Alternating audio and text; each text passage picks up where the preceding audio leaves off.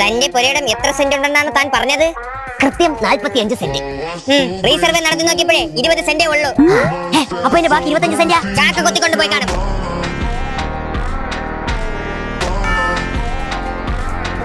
തന്റെ അതിരിൽ സർവേ കല്ലിടാൻ ഞാൻ അന്നേ പറഞ്ഞതല്ലേടോ.